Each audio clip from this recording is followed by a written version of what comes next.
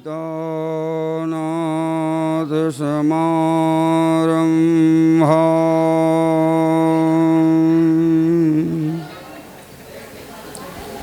श्रीरामानन्दार्यमाध्यमाम् यस्मदाचार्यपर्यन्ताम्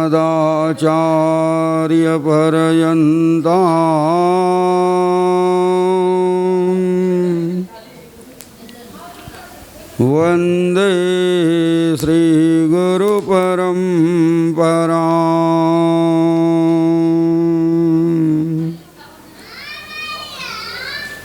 वाञ्छाकल्पतरुभ्यश्च कृपा सिन्धुएव च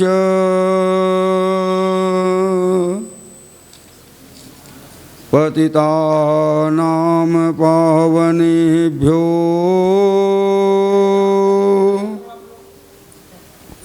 वैष्णवेभ्यो नमो नमः।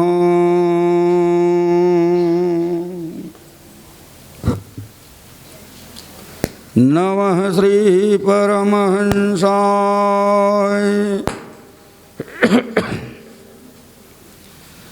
स्वादितचरणकमलमकरन्दाय भक्तजनमानसनिवासाय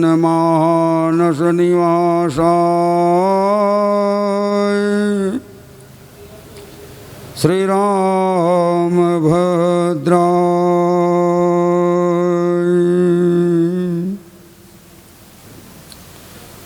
विश्वतसर्गविसर्गादि नवलक्षणलक्षितम् श्रीकृष्णास्यं परमहंस जगद्रथं नमामि तत्।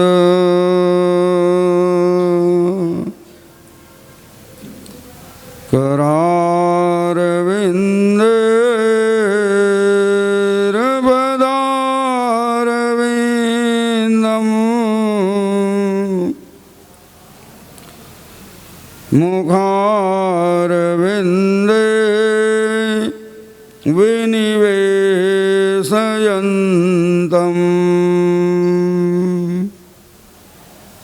वटस्य पत्रस्य पुटे शयानम्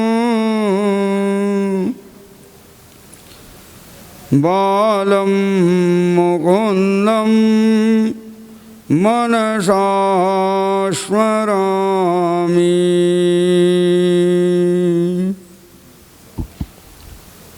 जिह्वे रसज्ञे मधुराप्रियत्वं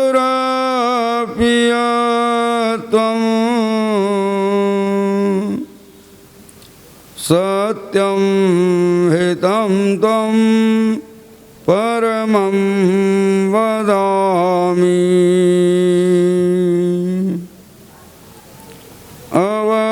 अवर्णयेथा मधुराक्षराणि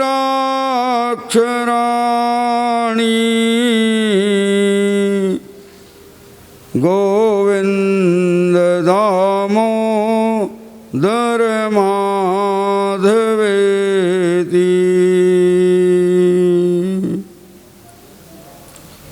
नमो गुरुभ्यो गुरुपादुकाभ्याम्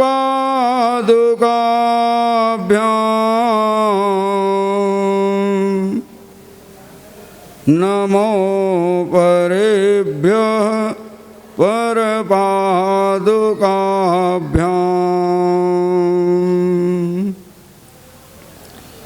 आचार्य सिद्धे स्वरपादुकाभ्याम्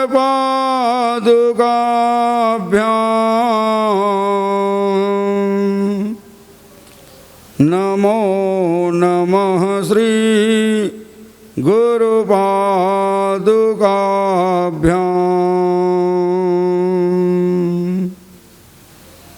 गुरुर्ब्रह्मा गुरुर्विष्णु गुरुर्देवो महेश्वरः गुरुः साक्षात् परब्रह्म तस्मै श्रीगुरवे नमः। कृष्णं नारायणं वन्दे कृष्णं वन्दे व्रजप्रियं कृष्णं दैवायनं वन्दे कृष्णं वन्दे वृथासुतं। बोलिए श्री वृंदावन बिहारी लाल की। श्रीमद्भागवत महापुराण की। वेद व्यास भगवान की। श्री सुखदेव स्वामी की। बाल कृष्ण लाल की। बांके बिहारी लाल की। राधा वल्लभ लाल की। पूज्य गुरुदेव भगवान की जय जय श्री राधे। गोविंद हरे गोपाल हरे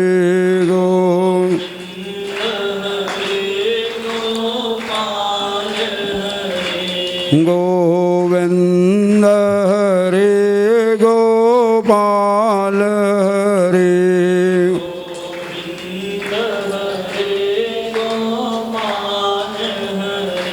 जय जय प्रभु दीन दयालु हरे। जय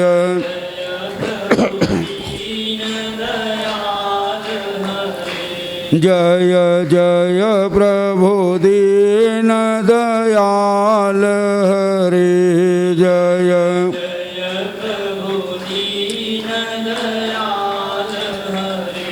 जय राम सदा सुख धाम हरे। जय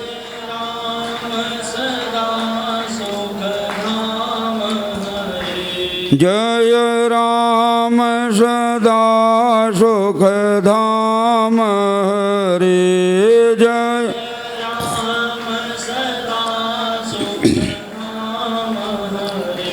सीतापति सीताराम हरे।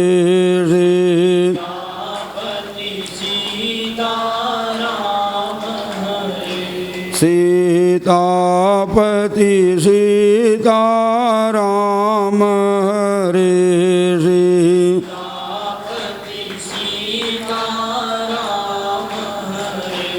जय नारायण सुख धाम हरे।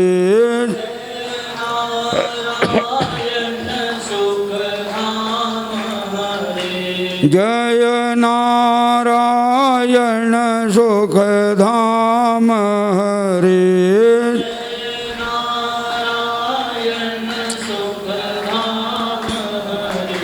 राधापति राधे श्याम हरे।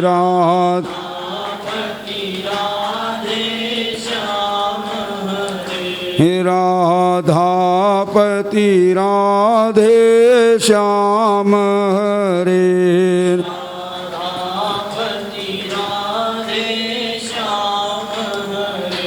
गोविंद हरे गोपाल हरे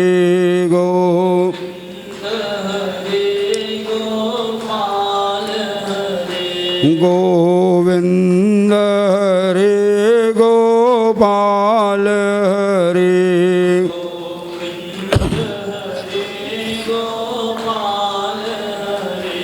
जय जय प्रभु दीन दयाल हरे। जय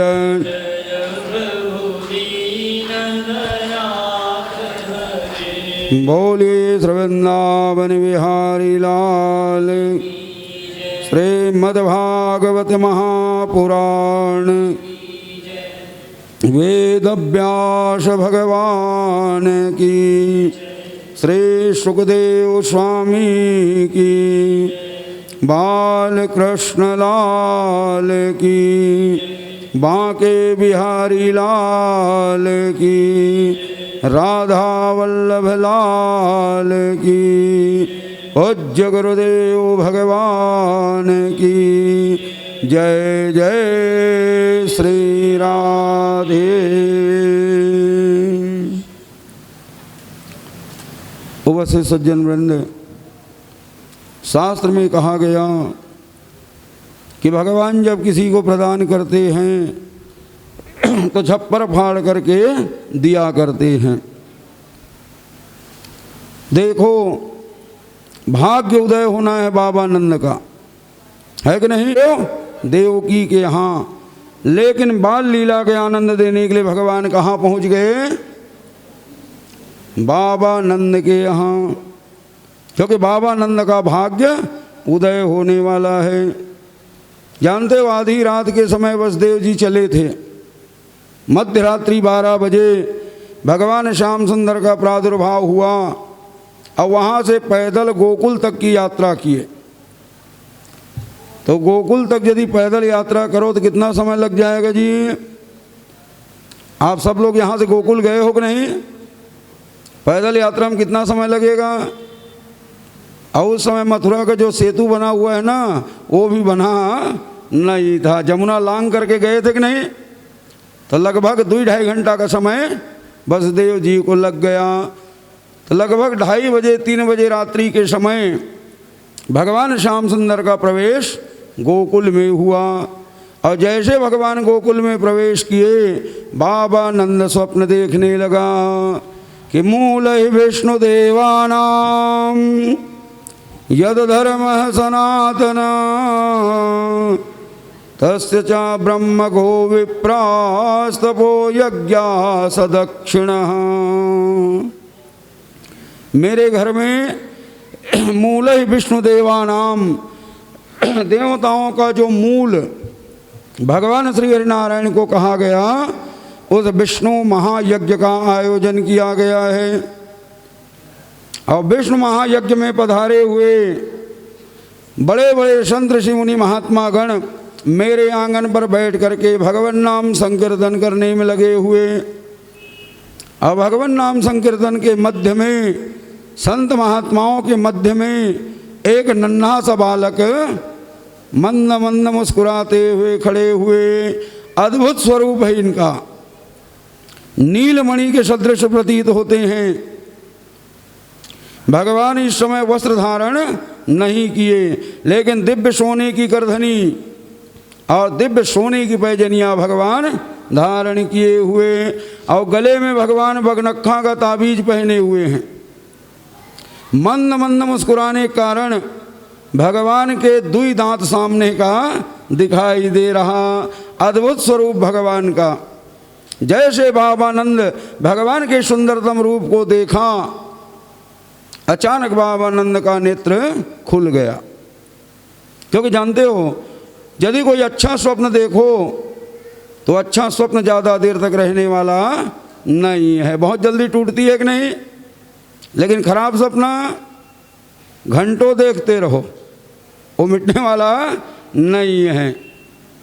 जैसे नेत्र खुला बाबा नंद का, तो क्या देखे, ब्रह्म मुहूर्त 4 बजे के समय हो रहा था सिन्हा जी। और जानते हो, ब्रह्म मुहूर्त का जो स्वप्न होता है वो बहुत जल्दी साकार हो जाता है, बहुत जल्दी फलदायी होता है कि नहीं। प्राणियों को चाहिए कि जब ब्रह्म मुहूर्त में कोई शुभ स्वप्न देखो तो उसके बाद सो मत, रात्रि जागरण करते हुए भगवान के नाम को लेते हुए समय को व्यतीत कर दो, तो शीघ्र ही वो फल प्रदान करने वाला होगा। और यदि कहीं खराब सपना देख लिए तो तुरंत और वो ढांक के सो जाओ, जिससे वो सपना याद ना रहे। और यदि कहीं वो स्वप्न याद नहीं रहेगा ना, तो उसका फल जल्दी मिलने वाला नहीं है। और वैसे ही बाबा नंद का स्वभाव था, ब्रह्म मुहूर्त में जाग जाते थे, क्योंकि गायों की सेवा करनी होती थी कि नहीं। अब बाबा नंद के यहाँ गाय कितनी है जी? 9 लख देनो नंद बाबा को, नित नव माखन होय। बाबा नंद के यहाँ कितनी गाय हैं? 9 लाख गाय। अब इनकी सेवा में समय लगेगा कि नहीं? तो 4 बजे ब्रह्म मुहूर्त में जागते थे। बाबा आनंद उठ करके गौशाला की ओर चलने लगे। अभी भगवान सूर्यनारायण का उदय हुआ नहीं है, अंधकार है कि नहीं। गौशाला के किवाड़ी को खोले और जैसे दरवाजा खोले तो क्या देखते हैं? पद्मगंधा गाय के नीचे नीला सा प्रकाश दिखाई दे रहा है। और ध्यान से जब बाबा आनंद उधर देखा तो क्या देखते हैं? वही नीलमणि का अद्भुत सौंदर्य जो स्वप्न में दिखाई दिया था वो प्रत्यक्ष में दर्शन होने लगा। बाबा आनंद जब प्रत्यक्ष में देखा तो मन में विचार किए, क्या बात है, यही बालक आज स्वप्न में आया था और प्रत्यक्ष भी मैं इसको देख रहा हूँ, तो कहीं अभी भी सपना तो नहीं देख रहा हूँ। ऐसे विचार करके बाबा आनंद अपने नेत्र को बंद कर लिए। और जैसे बाबा आनंद नेत्र को बंद किए, कानों में आवाज आई, बाबा आप निश्चिंत रहिए, मैं आपके गाय चराने के लिए आ रहा हूँ। जैसे शब्द को सुना बाबा आनंद नेत्र को खोले तो ना तो भगवान का सुंदरतम रूप दिखाई दिया और ना ही आवाज कहाँ से आया पता नहीं चला। बाबा आनंद विचार किए, क्या बात है। मन में सोचे कि मेरी इतनी आयु हो चुकी है, बारंबार बच्चों के विषय में विचार करता हूँ, इसलिए ऐसा सपना आ गया होगा। मन खिन्न हो गया और खिन्न मन से बाबा आनंद गायों की सेवा करना प्रारंभ किए। थोड़ी ही देर हुआ था कि इतने में नंद की छोटी बहन उपनंदा, सुनंदा, ये दोनों दौड़ते हुए आकर के भैया को गले से लगा लिए कि भैया बधाई हो, आपको लालो भयो हैं, लालो भयो हैं। जैसे बाबा आनंद सुने इतने प्रसन्न हो गए सिन्हा जी कि वहीं पर झूम झूम कर नाचना प्रारंभ कर दिए कि नंद के आनंद भयो जय कन्हैया लाल की, नंद के आनंद भयो जय कन्हैया लाल की, नंद के आनंद भयो जय कन्हैया लाल की, नंद के आनंद भयो जय कन्हैया लाल की, जय कन्हैया लाल की, हाथी घोड़ा पाल की, जय कन्हैया लाल की, हाथी घोड़ा पाल की, जय कन्हैया लाल की, हाथी घोड़ा पाल की, जय कन्हैया लाल की, हाथी घोड़ा पाल की, नंद के आनंद भयो जय कन्हैया लाल की, नंद के आनंद भयो जय कन्हैया लाल की, जय कन्हैया लाल की, जय यशोदा लाल की, जय कन्हैया लाल की, जय यशोदा लाल की, जय कन्हैया लाल की, जय यशोदा लाल की, जय कन्हैया लाल की, जय यशोदा लाल की, नंद के आनंद भयो जय कन्हैया लाल की, नंद के आनंद भयो जय कन्हैया लाल की, नंद के आनंद भयो जय कन्हैया लाल की, जय कन्हैया लाल की, जय यशोदा लाल की, सब बोलिए,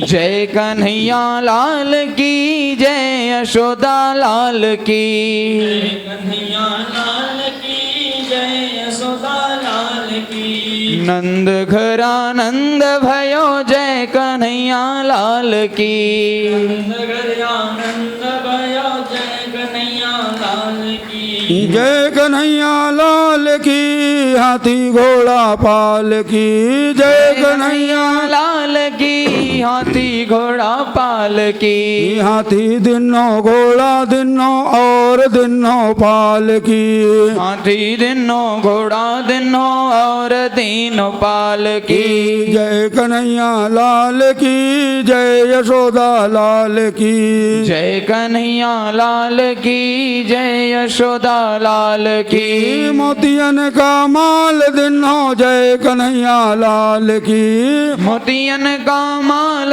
दिनो जय कन्हैया लाल की सोने का थाल दिनो जय कन्हैया लाल की सोने का खान दिनो जय कन्हैया लाल की हिरण का हार दिनो जय कन्हैया लाल की हिरन का हार दिनो जय कन्हैया लाल की हाथी दिनो घोड़ा दिनो और दिनो पाल की हाथी दिनो घोड़ा दिनो और दिनो पाल की नंद के आनंद भयो जय कन्हैया लाल की नंद के आनंद भयो जय कन्हैया लाल की बोलिए कृष्ण कन्हैया लाल की बाबा नंद को अपने शरीर का कोई ध्यान सुधि नहीं रह गया।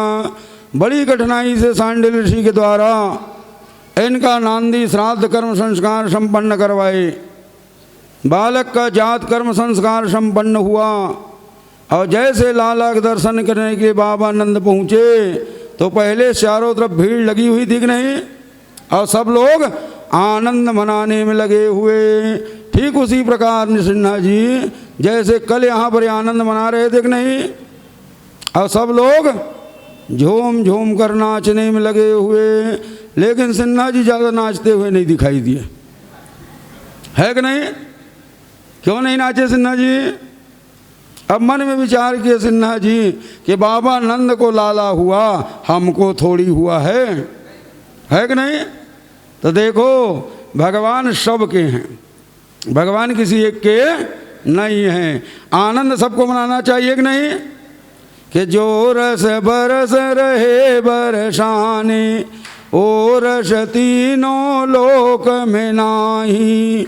जो आनंद इस समय ब्रजमंडल में मनाया जा रहा वो आनंद तीनों लोक में कहीं नहीं है, क्योंकि तीनों लोक के स्वामी जगदाधार जगदीश परब्रह्म परमात्मा स्वयं भगवान ब्रजमंडल में आकर के विराज गए हैं। रिद्धि सिद्धियाँ शरीर धारण करके वहाँ पर विचरण करने में लगी हुई, किसी प्रकार कोई वस्तु की कमी नहीं है। और जानते हो जिसके पास जो वस्तु अधिक होता है वही लुटाया जाता है। तो ग्वाल वालों के पास क्या है जी? दूध, दही, माखन, मिश्री, है कि नहीं? यही सब तो भरा हुआ। तो ये दूध दही को एक दूसरे के ऊपर ऐसे उड़ेलने में लगे हुए मानो होली खेलने में लगे हो। पृथ्वी महारानी श्वेत वर्ण की हो चुकी है, संपूर्ण पृथ्वी सफेद रंग की हो गई। जैसे होली के समय पृथ्वी का रंग क्या हो जाता है जी? लाल हो जाते हैं कि नहीं? रंग गुलाल के कारण। उसी प्रकार से चारों तरफ दूध दही का कीचम कीच मचा हुआ है, एक दूसरे पर उसी को उल्टाने में लगे हुए। नन्ही नन्ही गोपियां भगवान श्याम सुंदर के अद्भुत सौंदर्य को देखकर ठगी से रह जाती हैं, अपने घर जाने की सुधि नहीं रह जाता। बड़ी कठिनाई से बारंबार बुलाने पर जब ये नन्ही नन्ही गोपियां अपने अपने घर में पहुंचती हैं तो इनकी माताएं इनसे पूछने लगी, क्यों री, क्या तू नंद के लाला को देख आई? कैसे हैं? गोपियां कहती, मैया नंद को लालो ना भयो। गोपियों ने कहा, क्या कह रही हो? हमको पता चला बाबा नंद के यहाँ बड़ा सुंदर बालक ने जन्म लिया है। तो गोपियों ने कहा कि नंद भवन को भूषण माई। बाबा नंद के यहाँ बालक नहीं, मानो आभूषण ने ही जन्म ले लिया है कि नंद भवन को भूषण माई। यशोदा को लाल वीर हलधर को, राधा रमण परम सुखदाई। इंद्र को इंद्र देव देवन को, ब्रह्मा को ब्रह्म अधिक अधिकाई। काल को काल ईश ईशन को, अतुलित बल तोली नहीं जाई। जाको निगम नेति यश गावें, महिमा वेद पुराण गाई। नंद भवन को भूषण माई। मैया ऐसा लगता है मानो नीलमणि आभूषण ही बाबा नंद के यहाँ बालक के रूप में पधार गए हो। जैसे सुनती गोपियाँ झुंड के झुंड जा करके मैया यशोदा के लाला को देखकर आनंद विभोर होने में लगी हुई। चारों तरफ आनंद महोत्सव मनाया जा रहा। किन बाबा नंद मन में विचार किया कि दुष्टनम प्रथमं वंदे सज्जनम तदनंतरम। शास्त्र में कहा गया सिन्हा जी, दुष्ट को देखकर पहले हाथ जोड़ लेना चाहिए, है कि नहीं। सज्जन को प्रणाम करो चाहे ना करो, वो नाराज होने वाला नहीं है। लेकिन कहीं दुष्ट को देखकर हाथ नहीं जोड़ोगे, बहुत जल्दी नाराज हो जाते हैं कि नहीं। बाबा नंद विचार किया कि हमारे राजा कौन है, कंस, और उसको किसी का सुख आनंद बर्दाश्त होने वाला नहीं है। और यदि कहीं उनको पता चल गया हमारे आनंद महोत्सव चल रहा, तो ना मालूम क्या बहाना कर बैठे। अभी तक वार्षिक कर भी चुकाया नहीं गया है, तो क्यों न पहले उन्हीं को संतुष्ट किया जाए। ऐसे मन में विचार करके बाबा नंद छकड़ा बैलगाड़ी में अनेकों प्रकार की सामग्री को लेकर के मथुरा की ओर प्रस्थान किया कि करो वही वार्षिको दत्तो, राज्ञे दुष्टा वयम चव, नेयस्थेयम बहुतिथो संत्युपादस्व गोकुले। भगवान बाल मुकुंद के जन्म महोत्सव का आनंद मनाते हुए बाबा नंद नाना प्रकार की भेंट की सामग्री लेकर के कंस के दरबार में उपस्थित होकर भेंट की सामग्री प्रस्तुत किया। अब भेंट को देखकर सबको आनंद आता है कि नहीं। कंस ने कहा, क्या बात है भाई नंद, आज तो बड़ा सुंदर भेंट की सामग्री लाए हो। इससे पहले इतना सामग्री लेकर के आप कभी आए नहीं थे। बाबा नंद ने कहा, राजन आप हमारे राजा हो और आपको वार्षिक कर प्रदान करना हमारा कर्तव्य है। और साथ ही साथ इस समय हम लोग बड़े प्रसन्न हैं, क्योंकि इस आयु में भरोसा नहीं था, लेकिन भगवान ने कृपा किया कि हमको एक बड़ा सुंदर बालक प्राप्त हुआ है। तो कृपा करके इस भेंट को आप स्वीकार कीजिए, हमारे लाला को आशीर्वाद दीजिए। जैसे कंस ने बड़े प्रसन्न हो गए। कंस ने कहा, बाबा जी जाओ, मैं तुम्हारे लाला को आशीर्वाद दे रहा हूँ कि 100 वर्ष जिए, गोकुल का राजा बने। देखो कंस ये नहीं जान रहा कि यही मेरा काल है कि नहीं। यदि कहीं जानता तो क्या आशीर्वाद देता जी, लेकिन क्या आशीर्वाद दिए, 100 वर्ष जिए और गोकुल का राजा बने। जैसे कंस ने आशीर्वाद दिया, बाबा नंद बड़े प्रसन्न हो गए। अब दुष्ट प्रसन्न हो चुका है, चिंता करने की जरूरत नहीं है। बाबा नंद वहाँ से बाहर निकले और जैसे बाहर निकले मुलाकात हो गया वसुदेव जी से। वसुदेव को देख करके आगे बढ़े बाबा नंद, हृदय से लगाए। वसुदेव जी को देखते ही बाबा नंद के नेत्रों में आंसू आ गए। बाबा नंद ने कहा कि अहो ते देव की पुत्र कंसे ना बहो हता, एका वशिष्ठ वरजा कन्या शापी दिवंगत। अहो ते देव की पुत्र, मैं सुनते रहा कि देवकी के 6 पुत्रों को पापी कंस समाप्त कर दिया। 7वां गर्भ गिर गया, अब 8वां देवी बन करके आकाश मंडल में चली गई। मुझे बड़ा दुख लगा, लेकिन कंस के डर के कारण मैं आपसे मिलने के लिए आ नहीं पाया हूँ। मुझे बड़ा दुख लगा मित्र। वसुदेव ने कहा कि देखो नंद बाबा, आपको मालूम होना चाहिए कि जिनके भाग्य में जो सुख नहीं होता वो सुख उस प्राणी को प्राप्त होने वाला नहीं है। अरे हमारे भाग्य में ही पुत्र का सुख नहीं था, इसमें कंस का कोई दोष नहीं है। लेकिन मैं सुना हूँ कि तुमको भी एक बड़ा सुंदर लालो भयो है। और जैसे बाबा नंद सुने प्रसन्न हो गए।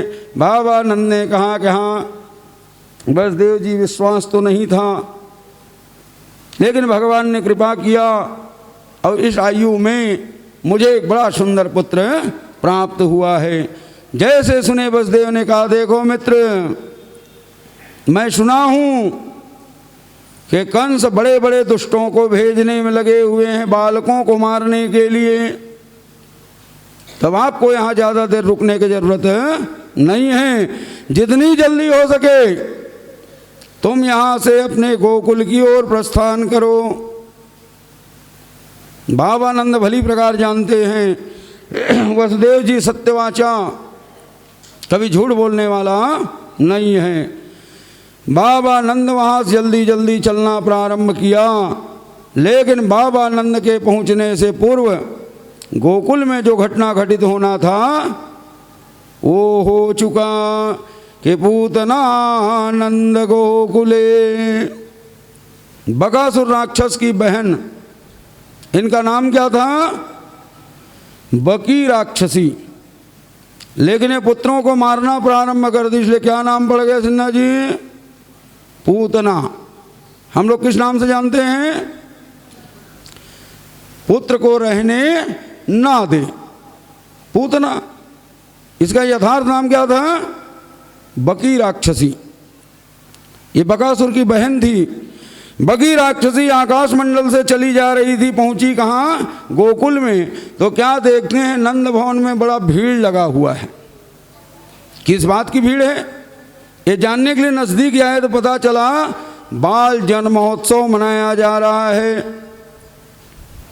पूतना ने कहा मेरा तो कार्य ही है बालकों को मारना, इधर उधर ढूंढने के लिए कहाँ जाऊं? क्यों ना श्री गणेश यहीं से किया जाए। लेकिन पूतना ने कहा ऐसे कहीं भयानक रूप में जाऊंगी तो सब अपने अपने बच्चे को लेकर के भाग खड़े हो जाएंगे, किसी का बालक मिलने वाला नहीं है। इस रूप में जाना उचित नहीं। ऐसे मन में विचार करके पूतना एक सुंदरी नारी के रूप को धारण की कि ताम केश बंधम व्यतिशाक्त मल्लिका बृहन्नितंबस्तन कृक्ष मध्यमाम सुवास संकंपित कर्ण भूषण तिसोलसद कुंडल मंडिताननाम। ताम केश बंधम व्यतिशक्त मल्लिका, बड़े सुंदर सुंदर पुष्पों से अपने बेनी को गूंथ करके 16 प्रकार के श्रृंगार की हुई द्वितीय लक्ष्मी के महारानी के समान अद्भुत सौंदर्य रूप को बनाई। अब पूतना चली बाबा नंद के महल की ओर। जानते बाबा नंद के महल में पहले से बहुत भीड़ था, भीतर जाना बड़ा कठिन था कि नहीं। लेकिन जैसे देखें पूतना के अद्भुत सौंदर्य को तो गोप ग्वाल 2 भाग में बट गए, सब इनको रास्ता दे दिए। क्यों रास्ता दिए? क्योंकि बड़ी सुंदरी नारी के रूप को बनाए हुए हैं। और जानते हो सम्मान किसका होता है सिन्हा जी? भेष का ही सम्मान होता है कि नहीं? पहले सम्मान किसका करोगे? जैसे यहीं पर कोई पीला पीला वस्त्र पहने, जटा जूट को बढ़ाए, खड़ाऊ लगा करके पहुंच जाए तो देखते ही उठ करके खड़े हो जाओगे कि नहीं? क्यों खड़े होगे जी? अब उसको जानते नहीं हो, लेकिन स्वरूप सम्मान होता है कि नहीं? उसमें ज्ञान है कि नहीं ये तो बाद में पता चलेगा, लेकिन पहले सम्मान किसका होगा? स्वरूप का। जैसे मान लिया जाए आपके घर में कोई मेहमान आया हुआ हो और आप गए हो कहीं काम काज में और खबर मिल गया घर में मेहमान आए हुए हैं, तो लौट करके उस मेहमान से मिलने के लिए घर में आओगे कि नहीं? और जैसे अपने घर में आप पहुंचोगे तो सबसे पहले नज़र किस में पड़ेगा सिन्हा जी? क्योंकि मेहमान तो घर के अंदर बैठा हुआ है, पहले किसको देखोगे? वो मेहमान जो आया है उनके जूता चप्पल की ओर नज़र जाएगा, है कि नहीं? और जैसे जूता चप्पल को देखोगे ना, वैसे ही उनका सम्मान शुरू हो जाता है। कहीं चमचमाता हुआ जूता दिखाई दिया तो अभी अंदर नहीं गए सिन्हा जी, पहले से बहुओं का आवाज़ लगाना शुरू कर दोगे, है कि नहीं? अरे भाई, इनके लिए चाय नहीं, कॉफ़ी का प्रबंध कराओ, इनके लिए कोल्ड ड्रिंक्स मंगवाओ। ये साधारण व्यक्ति नहीं है। और टूटा बंधई कहीं दिख गया तब सिन्हा जी, अरे ये तो बासी खाने वाला है, इसके लिए कुछ करने की जरूरत नहीं है कि नहीं? तो सम्मान किसका होता है? वेश का, स्वरूप का। पूतना द्वितीय लक्ष्मी के समान अद्भुत सौंदर्य को धारण की हुई थी। इनकी सुंदरता को देख करके मन में विचार किए ग्वाल बाल बेचारे को, हो सकता है बाबा नंद की कोई रिश्तेदार हो, बड़ा सुंदर स्वरूप है। दो भाग में बैठ गए, पूतना अंदर प्रवेश की। जैसे मैया यशोदा देखी पूतना के अद्भुत सौंदर्य को, स्वयं आगे बढ़ करके स्वागत किया। आओ बहन, कहाँ से आगमन हुआ है? पूतना ने कहा कि मैं मथुरा की ब्राह्मणी हूँ, मुझे पता चला कि तुम्हारे घर में बाल जन्म महोत्सव चल रहा है, तो तुम्हारे लाला को मैं आशीष देने के लिए आई हूँ। बड़ी प्रसन्न हो गई मैया यशोदा। आइए आइए, मथुरा की ब्राह्मणी हमारे लाला को आशीर्वाद देने के लिए आए हुए। बड़े सम्मान के साथ उनको बैठाई। अब बाजू में लाला कन्हैया गोद में लेकर मैया यशोदा बैठ गई। अब पूतना बड़ी देर से लाला कन्हैया को निहारने में लगी हुई, कब मौका मिले, कब गोद में आए, अब इनको जहर पिलाऊं और यहाँ से चलते बनूं। लेकिन मैया कहाँ देने वाली, वो तो अपने लाला में मगन है। जब बहुत समय हो गया तब पूतना ने कहा, देखो बहन, मैं देख रहा हूँ कि तुम्हारे घर में बहुत से मेहमान लोग आ रहे हैं, जा रहे हैं, और तुम उनको उठाना बैठाना छोड़ करके लाला को गोद में लिए बैठी हुई अच्छी बात है नहीं है। ऐसा करो, लाओ लाला को मैं ले लेती हूँ, मैं खिलाती हूँ, और तब तक के तुम मेहमानों का स्वागत सत्कार करो। अब भोली भाली मैया यशोदा लाला कन्हैया को पूतना के गोद में दे दिए और स्वयं उठ करके चली गई। लोगों के स्वागत सत्कार में लीन हो जाती हैं। और जैसे पूतना गोद में भगवान श्याम सुंदर आए, निश्चेष्ट होकर के नेत्र को बंद कर लिए। अभी तक भगवान बड़े सुंदर खेलने में लगे हुए थे, लेकिन पूतना गोद में आते भगवान नेत्र को बंद कर लिए। बड़े बड़े संत महात्माओं ने भगवान के नेत्र बंद करने का अनेकों कारण बताए हैं। एक कारण को लेकर भगवान का नेत्र बंद नहीं हुआ है कि नहीं? अनेकों कारण संतों ने बताया। सबसे पहला कारण तो ये कि भगवान मन में विचार करने लगे कि पूतना यहाँ पर आई है माता के स्वरूप को धारण करके। क्या करना चाहती हैं? स्तनपान। और स्तनपान कराना किसका कार्य है? माता का कार्य है। लेकिन कौन सी माता है? जो पुत्र को मारना चाहती है। और जो पुत्र को मारना चाहे, ऐसे माता कहा जाता है बाल घातनी। क्या कहते हैं? और बाल घातनी माता के मुंह को देखना भी बहुत बड़ा पाप कहा गया। भगवान ने कहा इनको मुंह देखना ठीक नहीं है, पुत्र को मारने आई है। फिर भगवान मन में विचार किए, आई तो है मुझे मारने के लिए, मार तो पाएगी नहीं, उल्टा मैं इनको मारूंगा। और जब मैं इनको मारूंगा तो चीखेगी चिल्लाएगी, और जब चीखेगी चिल्लाएगी और मैं इनकी ओर देखते रहूंगा तो मुझे दया न लग जाए। क्योंकि जानते हो दया का वास कहाँ है? नेत्र में।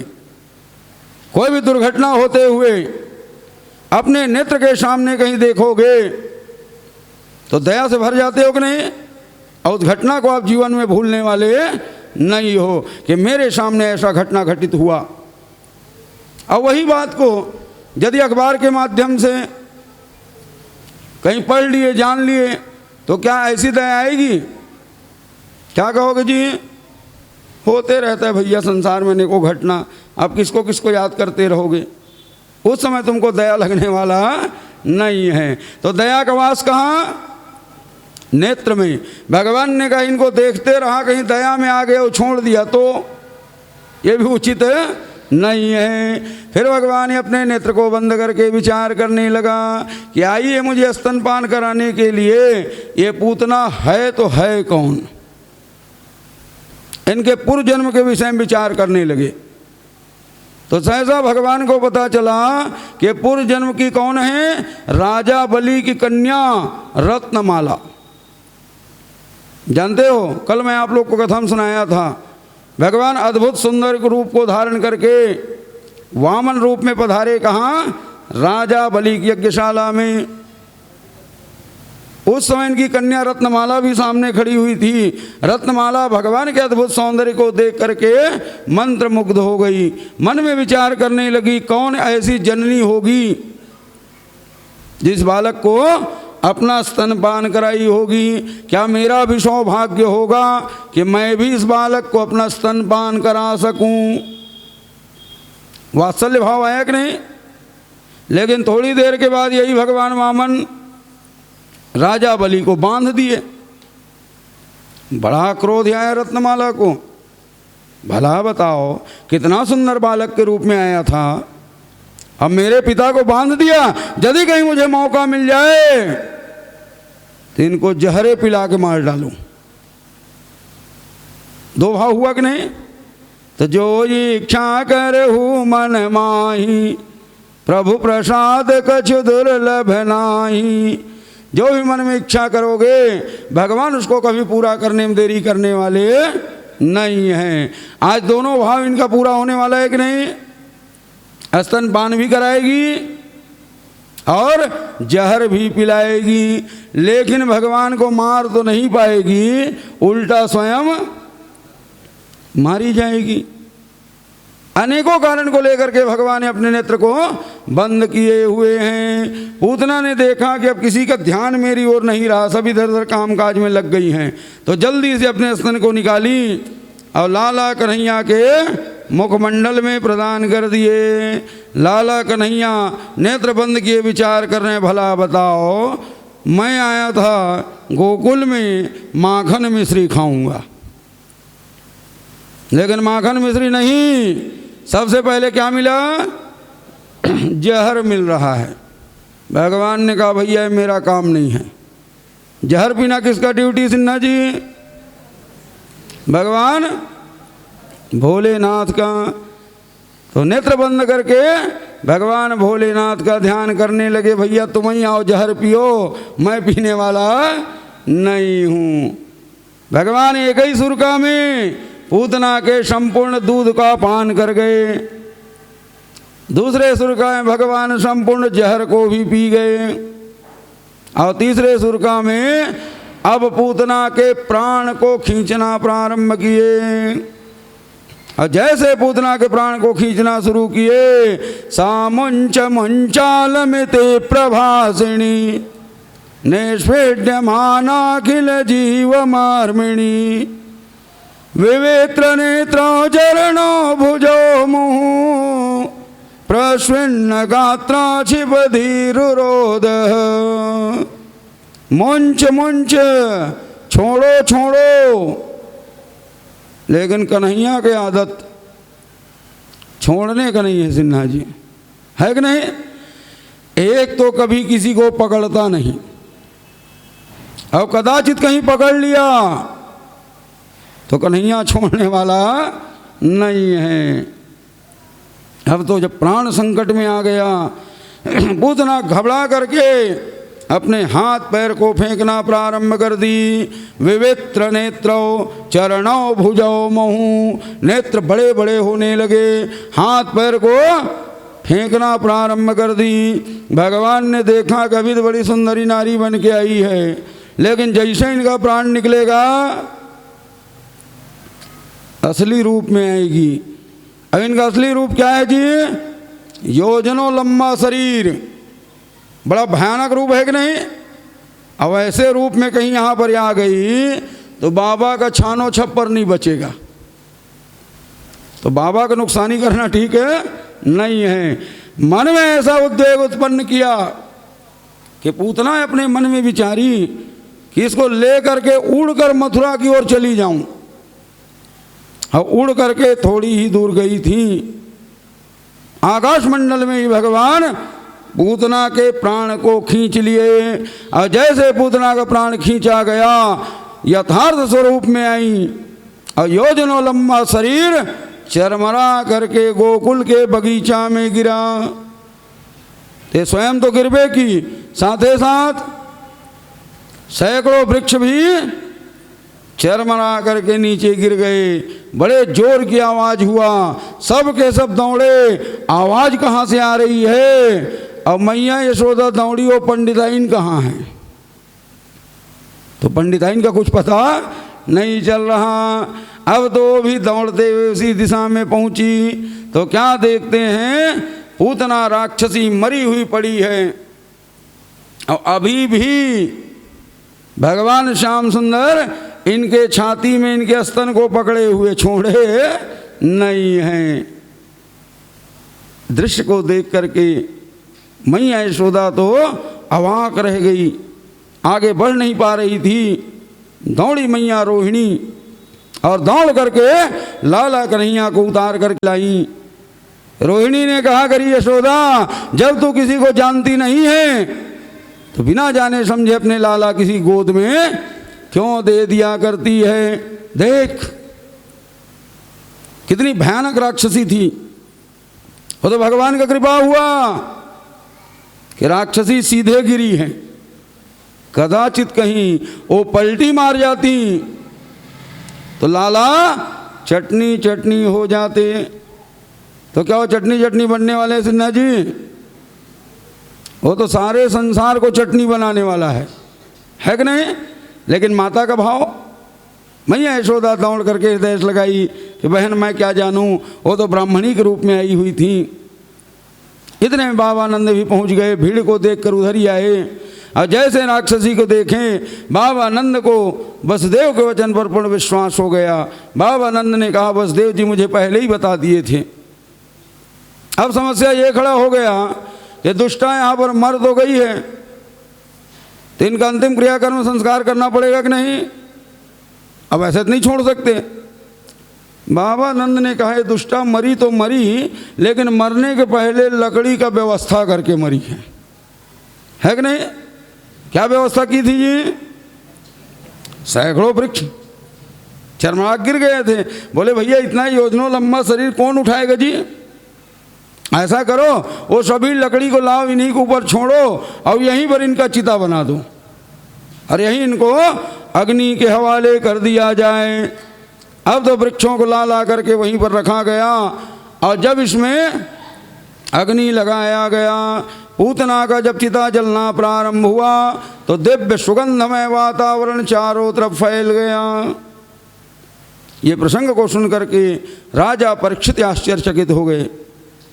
राजा परीक्षित ने कहा, प्रभु आप क्या कह रहे हो?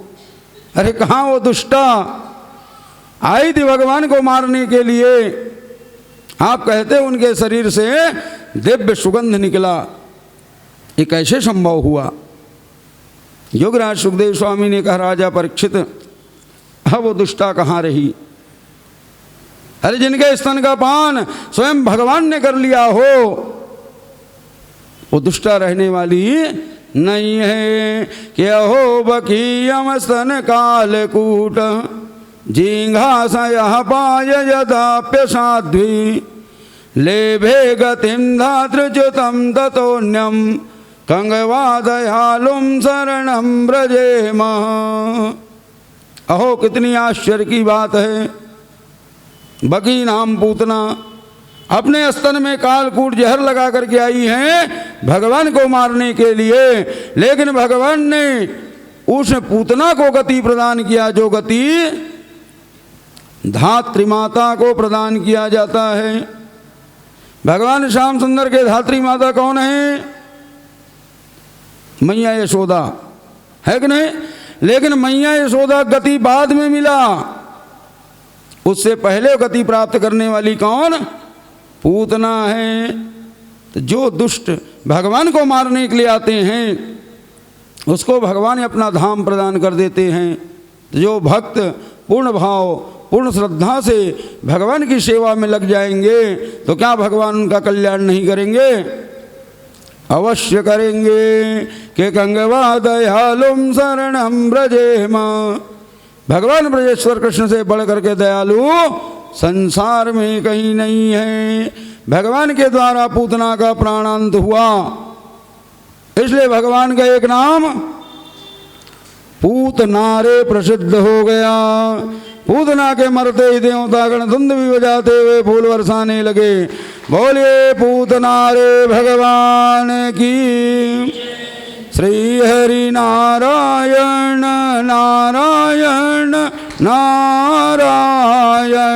श्री हरि नारायण नारायण नारायण। भजमन नारायण नारायण नारायण। भजमन नारायण नारायण नारायण।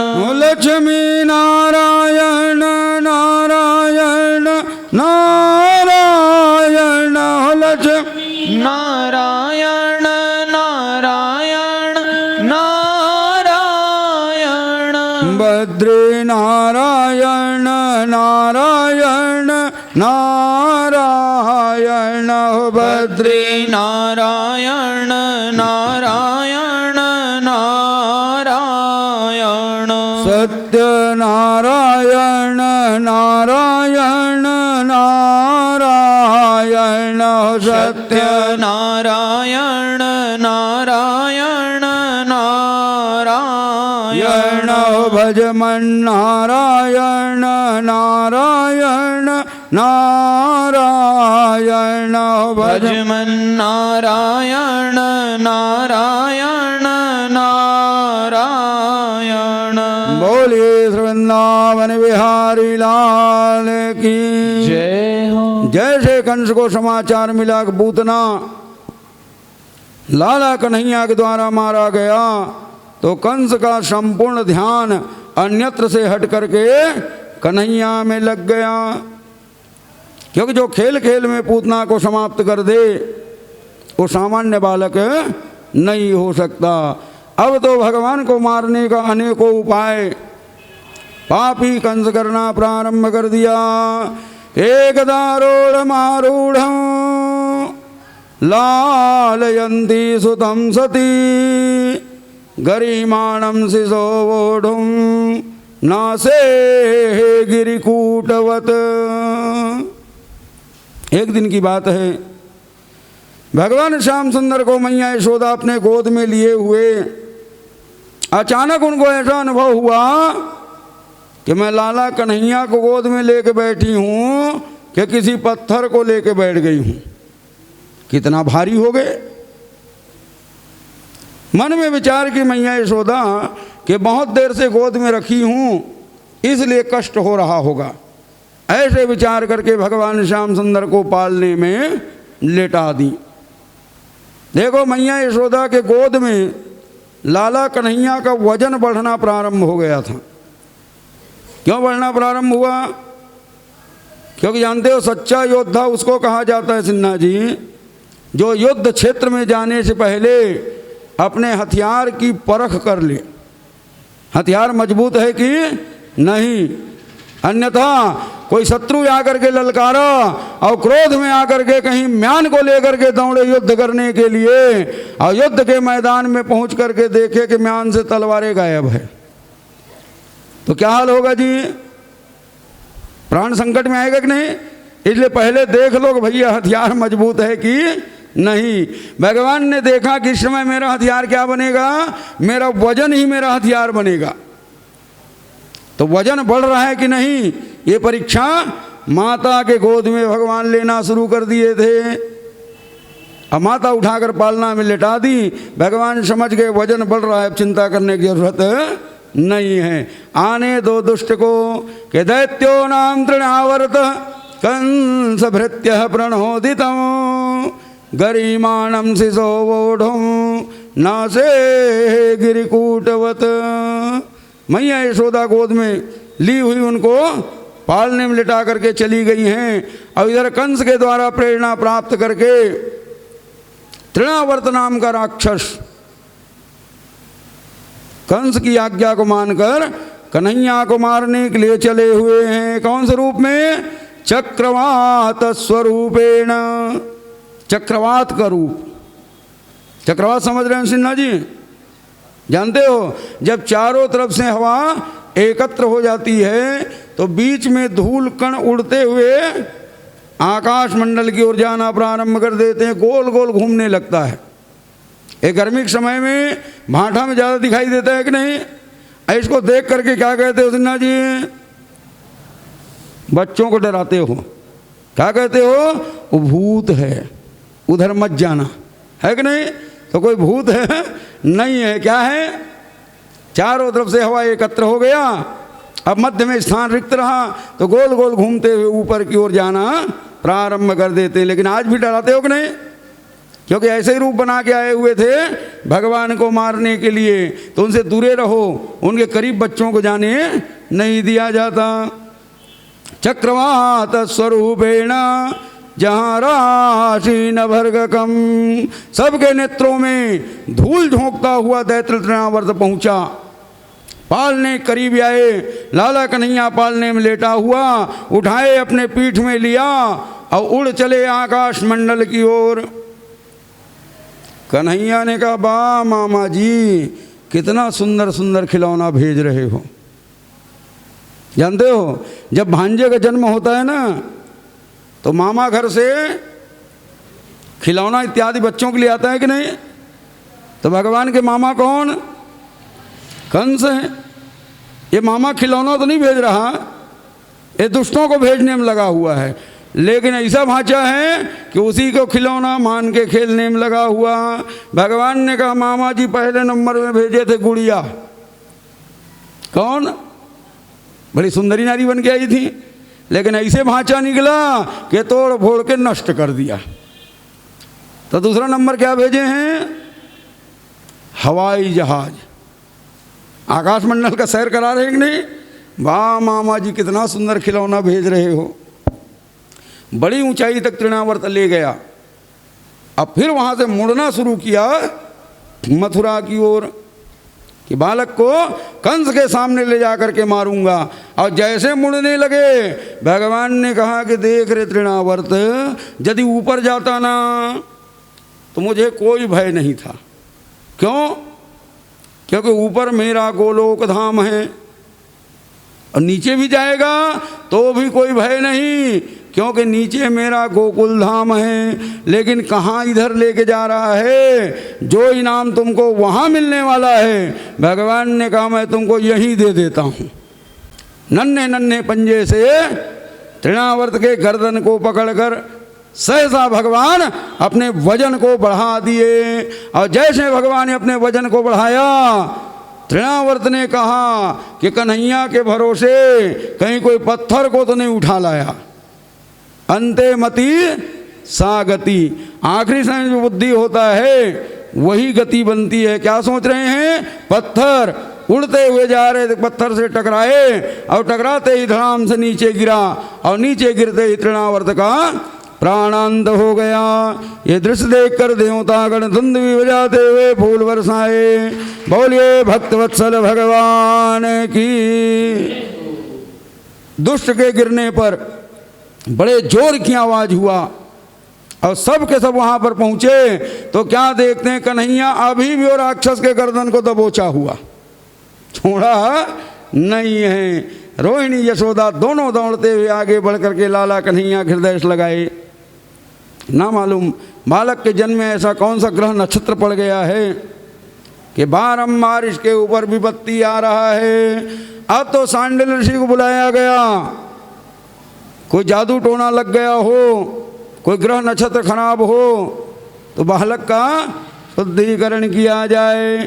सांडिल ऋषि के द्वारा जमुना जी से जल मंगाया गया। और कपिला गौ के पुंछ के द्वारा गोपाल सहस्त्र नाम के द्वारा झाड़ा लगाया जा रहा, गोपाल सहस्त्र नाम के द्वारा भगवान का अभिषेक किया जा रहा। देखो सारे संसार की रक्षा कौन करते हैं? भगवान। अब भगवान की रक्षा किसके द्वारा हो रहा है जी? गोपाल सहस्त्र नाम।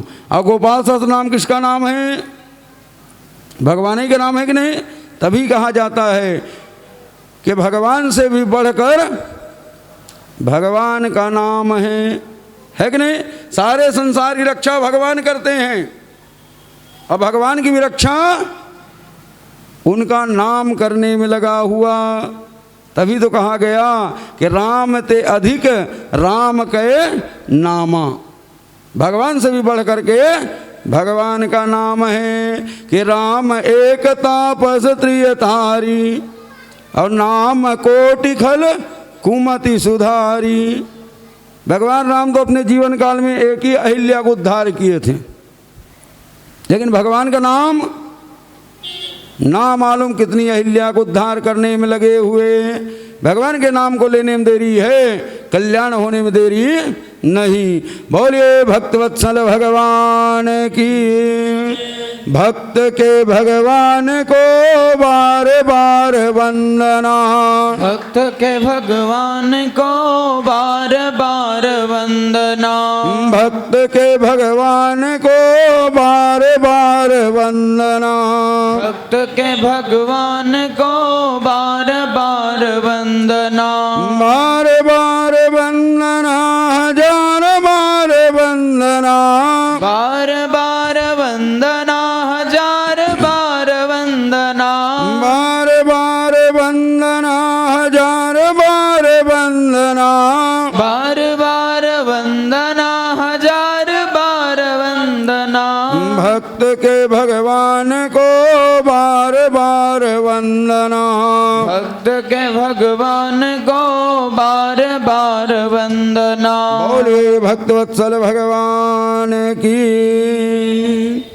जब भगवान श्याम सुंदर पुतना गोद में थे तो भगवान भोलेनाथ का भी स्मरण किए थे, है कि नहीं? भगवान भोलेनाथ का सिंहासन डोल गया था कि भगवान ने हमें स्मरण किया है। मन में विचार किए चलकर भगवान का दर्शन कर आए, तो ऐसे रूप में कहीं मैं जाऊंगा तो लोग तो मेरे ही दर्शन करना शुरू कर देंगे, भगवान का दर्शन होने वाला नहीं है। इसलिए क्या किए? अपने भेष को छुपाना प्रारंभ किया। चंद्रमा निकाल कर एक किनारे रख दिए, सर्प को निकाल कर दूसरी ओर रख दिए और नकली नकली दाढ़ी मूंछ लगाना प्रारंभ कर दिया। बाबा जोगी का रूप। पार्वती ने कहा क्या बात है, आज कैसे भेष को छुपाया जा रहा है, कहाँ जाने की तैयारी है? भगवान भोलेनाथ ने कहा देवी मैं अपने आराध्य के दर्शन करने के लिए जा रहा हूँ। पार्वती ने कहा हम भी चलेंगी। भगवान ने कहा हम तुमको साथ नहीं ले चलेंगे, क्योंकि तुम हो माया और कहीं साथ में हो माया तो भगवान का ठीक से दर्शन होने वाला नहीं है। सिन्हा जी, है कि नहीं? अकेले राम जाओगे भगवान बाके बिहारी के दर्शन करने के लिए, जो आनंद से दर्शन कर पाओगे वो क्या जुगल जोड़ी में जाने पर हो पाएगा जी? इतनी भीड़ लगी है कि नहीं? पहुंचोगे मंदिर के पास, ध्यान कन्हैया की ओर नहीं किधर लगेगा? उनका का हाल चाल है, वो पहुंच पाई कि नहीं पहुंच पाई, है कि नहीं? और उनके चिंता में रहोगे तो कहाँ दर्शन कर पाओगे? भगवान भोलेनाथ ने कहा मैं तुमको नहीं ले जाऊंगा। पार्वती ने कहा अच्छा मुझे नहीं ले जाओगे तो मैं तुमसे पहले जाके दर्शन कर आऊंगी। पार्वती एक गोपी के रूप को बना ली और गोपी के रूप को बना करके गोकुल में प्रवेश कर गई। अब गोपी के लिए क्या रोक टोक, वो तो सीधे अंदर गई और लाला कन्हैया खिलाना कुदाना प्रारंभ कर दिए। अब भगवान भोलेनाथ कैसे पहुँचे हैं? बाबा जोगी के रूप को बनाकर। बाबा जोगी अचानक किसी घर में कैसे जाएं? क्योंकि जानते हो सिन्हा जी, पुरुषों में और स्त्रियों में किसी घर में जाने में बड़ा अंतर होता है कि नहीं। यदि कोई पुरुष किसी घर में जाएंगे तो सीधे अंदर नहीं जा पाएंगे, पहले क्या करेंगे, वो दरवाज़ा खटखटाएंगे, भैया हो कि नहीं हो। और यदि घर में पुरुष हैं तब तो स्वागत है, आइए अंदर। और कदाचित नहीं है तब जी वो अंदर से आवाज आ जाता है, अभी नहीं है, बाद में आना। कोई पूछने वाला भी नहीं रहता है कि नहीं। और यदि कहीं माताएं किसी घर में जाना चाहें तब कोई रोक टोक नहीं हो, सीधे क्या कर रही हो ऐसे कहते कहते वो किचन तक पहुंच जाती है, उसके लिए कोई रोक टोक होता नहीं है कि नहीं। तो भगवान पुरुष रूप में हैं, ऊपर से बाबा जोगी बने हुए हैं। दरवाजे में खड़े हुए कोई आएंगे, सूचना भेजवाऊंगा, लाला कन्हैया का दर्शन करके लौट जाऊंगा। लेकिन वहाँ कौन अंदर से बाहर आने वाले, सब बाहर से अंदर तो जाते थे लेकिन अंदर से कोई बाहर नहीं आते हैं, क्योंकि जो भी गए वो कन्हैया में मगन।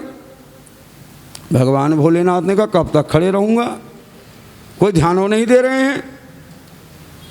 भगवान ने कहा आवाज़ लगाना पड़ेगा, तो महात्मा बने अब क्या आवाज़ लगाते हैं। भगवान ने कहा भिक्षाम देहि, भिक्षाम देहि। जो कन्हैया खिलाने में मगन हो, कौन भिक्षाम देहि सुनने वाला, किसी का ध्यान इनकी ओर नहीं जा रहा। पार्वती गोपी को बड़ी दया लगी। पार्वती गोपी ने देखा कि बहुत देर हो गया, भगवान को आए हुए दरवाजे पर खड़े हैं लेकिन कोई इनको पूछने वाला नहीं है। तो आगे बढ़कर मैया यशोदा के पास गई, बोले मैया हमें ऐसा प्रतीत होता है कि आपके दरवाजे पर कोई बाबा जी आए हुए हैं, बड़ी देर से आवाज लगा रहे, आप ध्यान नहीं दे रही हो। ध्यान से मैया यशोदा सुनी तो भिक्षाम देहि की आवाज चल रहा था। मैया यशोदा ने कहा गोपी, जब से लाला का जन्म हुआ है ना, अनेकों प्रकार के याचक लोग आया करते हैं भिक्षा मांगने के लिए।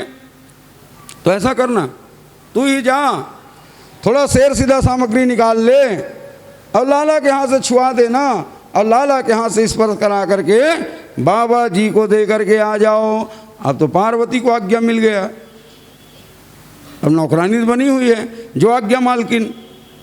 अंदर गई, थाली सजाई, शेर सीधा सामग्री, और शेर सीधा सामग्री लेकर के लाला कन्हैया के हाथ से छुआ करके भगवान भोलेनाथ के सामने खड़े कर दिए, रख दिए कि हमारी मालकिन भिजवाई हैं, इसको लीजिए और यहाँ से चलते बनिए। भगवान भोलेनाथ ने कहा देखो देवी, मैं भीख मांगने वाला महात्मा नहीं हूँ, मैं तो आया हूँ लाला कन्हैया का दर्शन करने के लिए। जाकर अपनी मालकिन से कहो कि लाला कन्हैया का मुझे दर्शन कराए, फिर मैं यहाँ से चला जाऊँगा, मैं भिक्षा मांगने वाला साधु नहीं हूँ। पार्वती ने कहा क्यों, मुझे नहीं ला रहे थे। और जैसे पार्वती ने कटाक्ष की, भगवान भोलेनाथ पार्वती को पहचान गए। भगवान ने करे देवी तुम, बोले हाँ मैं, मुझे नहीं ला रहे थे, और मैं यदि नहीं बोलती तो कोई तुम्हारी ओर ध्यान देने वाला नहीं था। भगवान भोलेनाथ ने कहा सच में देवी, नारियों का जीवन धन्य है, क्योंकि जानते हो नारियों के हृदय में भक्ति बड़ी जल्दी प्रवेश करती है। जितनी जल्दी नारियों के हृदय में भक्ति प्रवेश होता है उतना जल्दी पुरुषों के हृदय में भक्ति आने वाला नहीं है, क्योंकि पुरुषों को ज्ञान होता है और ज्ञान का अभिमान हो जाता है कि नहीं, उनमें जल्दी भक्ति आने वाला नहीं है। तुम्हारा जीवन धन्य है, भगवान को गोद में लिए हुए खेल रही, जाओ ना लाला कन्हैया को ले आओ, मैं भी लाला का दर्शन कर लूँ। पार्वती ने कहा कोशिश करती हूँ, क्योंकि मैं भी तो नौकरानी बनी हूँ भाई, कोई मालकिन तो होनी को उठा के ले आऊँ, प्रयास करूँगी। पार्वती गोपी भीतर गई, अब भीतर जा कर के बोले मैया वो बाबा जी कह रहे हैं कि आपके लाला का दर्शन करना चाहते हैं, आप कहो तो मैं लाला के दर्शन करा लाऊं। मैया कान खड़े हो गए। मैया ने कहा अभी तक भिक्षाम देही का आवाज लगा रहे थे, अब भिक्षा मिल गए तो क्या कहते हैं लाला का दर्शन करूंगा। मन में विचार की मैया यशोदा कि हो सकता है दासी भिक्षा में कुछ कमी कर दी होगी, तो बाबा जी भिक्षा को बढ़ाना चाहते होंगे। तो अनेक प्रकार के बाबा होते हैं कि नहीं, तुम्हारे लाला को लाओ, हाथ दिखाओ और फिर ग्रह नक्षत्र बताएंगे और फिर भिक्षा को बढ़वाएंगे, और कोई बात नहीं है। तो मैया यशोदा स्वयं दरवाजे पर आई। मैया यशोदा ने कहा बाबा जी भिक्षा में यदि कोई कमी हो तो और भिजवा दूं। भगवान ने कहा नहीं मैया, मैं भीख मांगने वाला साधु नहीं हूं, मैं तो आया हूं आपके लाला के दर्शन करने के लिए। आप अपने लाला के दर्शन कराइए, मैं यहां से चला जाऊंगा। मैया यशोदा विचार की ये लाला के दर्शन के लिए जिद कर रहे हैं। एक दिन एक पंडिताइन आई थी और लाला गोद में दी तो क्या हुआ, राक्षसी बन गए। अब ये पंडित जी बन के आए हुए हैं, मायावी राक्षसों को कोई भरोसा नहीं है किस रूप में आ जाएं, और लाला कहीं मैं इनके गोद में दे दी तो कोई ठिकाना नहीं। लेकिन कैसे बोले सामने कि आप राक्षस बन जाओगे, अब ऐसे महात्मा को बोला भी नहीं जा सकता। तो मैया यशोदा ने कहा देखो बाबा जी आपके बड़े बड़े दाढ़ी मूंछ हैं और आपके भयानक रूप को देख करके मेरा लाला डर जाएगा, मैं अपने लाला के दर्शन नहीं कराऊंगी। भगवान भोलेनाथ ने कहा बिना लाला के दर्शन किए हम नहीं जाएंगे। मैया ने कहा बाबा जिद ना करो, हम दर्शन नहीं कराएंगे। भगवान भोलेनाथ चिमटा वहीं पर गड़ाया और वहीं पर बैठ गए कि बिना भगवान के दर्शन किए हम जाने वाले नहीं हैं। आशा लगा करके भगवान भोलेनाथ द्वार पर बैठे, इसलिए भगवान का एक नाम आसेश्वर महादेव प्रसिद्ध हुआ। बोलिए आसेश्वर भगवान की। आप सब लोग गोकुल गए कि नहीं?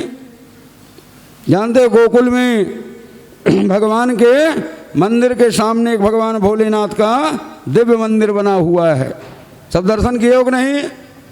क्या नाम है उनका? आसेश्वर महादेव। आज भी भगवान आशा लगाए दरवाजे पर बैठे हुए हैं, नेत्र बंद है, भगवान के नाम का जप चलने में लगा हुआ। भगवान श्याम सुंदर ने देखा कि भगवान आ चुके हैं मेरे दर्शन के लिए, लेकिन मेरी मैया दर्शन नहीं करा रही। अचानक भगवान का रुदन लीला प्रारंभ हो गया।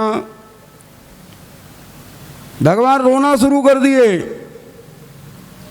मैया यशोदा चुप करा रही, पार्वती गोपी चुप करा रही, माता रोहिणी चुप कराने में लगी हुई, लेकिन लाला कन्हैया मचल गए हैं। लाला कन्हैया बड़े जोर से रुदन करना प्रारंभ कर दिए, किसी के मनाए नहीं मान रहे। मौका मिला पार्वती गोपी को। पार्वती गोपी ने कहा कि मैया हमको ऐसा लगता है ओ बाबा जी कोई टोना जादू लगा रहे हैं, क्योंकि जब से वो बाबा यहाँ करके बैठा है तभी से लाला रोने में लगे हुए हैं। देखो देखो उनके होठों हिल रहा है। अब मैया ध्यान से देखे तो होठों हिल रहा था। क्यों हिल रहा था जी? भगवान के नाम का जप कर रहे थे, लेकिन ये लोग क्या समझे कोई जादू टोना लगा रहे हैं। मैया यशोदा आगे बढ़ी, लाला कन्हैया गोद में लिए भगवान भोलेनाथ के पास आकर के देखो बाबा जी आप जिद कर रहे हो तो अपने लाला मैं आपके गोद में दे रही हूँ, लेकिन ध्यान रहे ज्यादा देर मेरे लाला गोद में मत रखना, लाओ लाला को वापस करो। भगवान ने कहा देवी अभी तक लाला कन्हैया को मुझे दी नहीं है, तो मैं वापस किसको करूं? मैया ने कहा अब मैं दे रही हूं, लेकिन ध्यान रहे मेरे लाला को एक नज़र से टुकुर टुकुर मत देखना, नहीं तो नजर लग जाएगी। जानते हो ब्रजवासियों कितना सुंदर भाव है कि नहीं? क्या कहते हैं जी? भगवान बांके बिहारी के एक नज़र से मत देखना, नहीं तो नज़र लग जाएगी। आप सब बांके बिहारी मंदिर गए कि नहीं दर्शन करने के लिए? कितनी भीड़ होती है जी। और जानते हो मंदिर के गर्भगृह में बिजली का भी प्रबंध नहीं है, वो मसाल का रोशनी होता है कि नहीं? एक भगवान ऐसे सांवले और इतनी भीड़ और ऊपर से मसाल की रोशनी, ठीक से भगवान का दर्शन हो नहीं पाता। और ऊपर से वो बार बार पट को बंद करेंगे और फिर पट को खोलेंगे। एक नज़र से भगवान को मत देखो, नहीं तो नज़र लग जाएगी। आज भी भाव चल रहा है कि नहीं?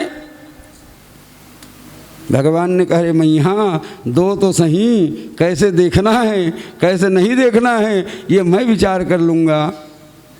मैया यशोदा लाला कन्हैया को भगवान भोलेनाथ के गोद में दिए और जैसे भगवान भोलेनाथ लाला कन्हैया को अपने हाथों में लिया, अपने हृदय से लगा लिए, दोनों का हृदय पुलकायमान।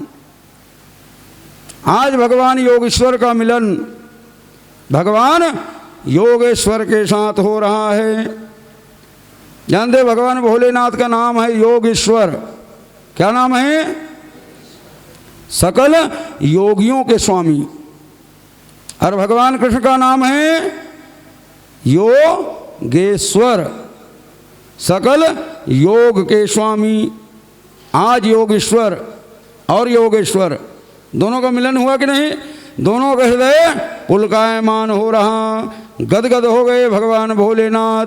कुछ समझ नहीं आया, अचानक उठे और नृत्य करना प्रारंभ कर दिए। जटाटवी गलत जलम प्रवाह पावती। भगवान भोलेनाथ का शिव तांडव प्रारंभ हो गया। भगवान भोलेनाथ बड़े जोर से नाचना प्रारंभ किए तो मैया यशोदा घबरा गई।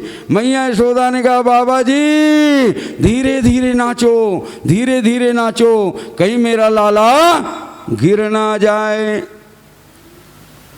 बड़ी कठिनाई से भगवान भोलेनाथ अपने आप को संभाला। वापस नीचे बैठते हुए भगवान भोलेनाथ ने कहा मैया मैं थोड़ी नाच रहा हूँ, मुझे नचा रहा ये तेरा कन्हैया। आज तो मुझे नचा रहा है, कल बंसी के धुनी पर तीनों लोग को नचाएगा। बड़ी कठिनाई से भगवान भोलेनाथ लाला कन्हैया गोद में लेकर के बैठे, अपनी जटाओं को भगवान के चरण से स्पर्श कराने लगे।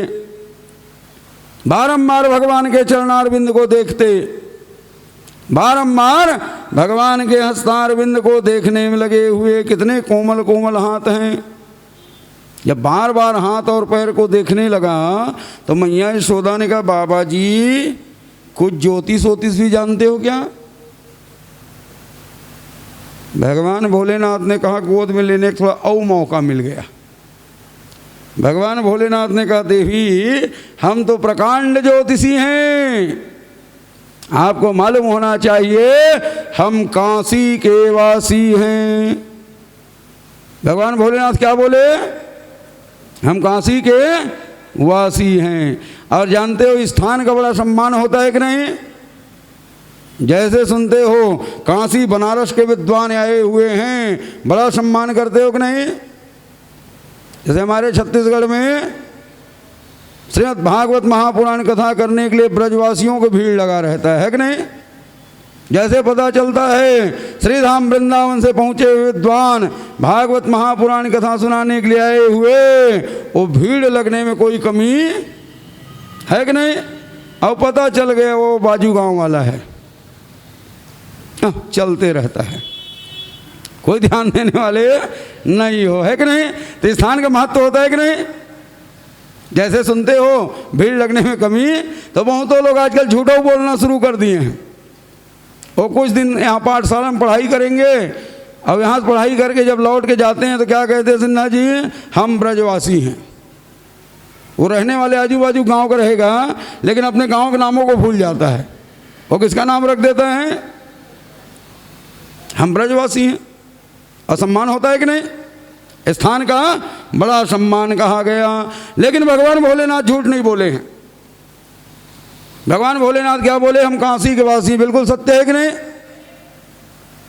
काशी बनारस बाबा विश्वनाथ की राजधानी कहा गया है। भगवान भोलेनाथ के त्रिशूल पर काशी का निवास कहा गया। भगवान भोलेनाथ काशी के वासी। बिल्कुल सत्य कह रहे हैं कि नहीं।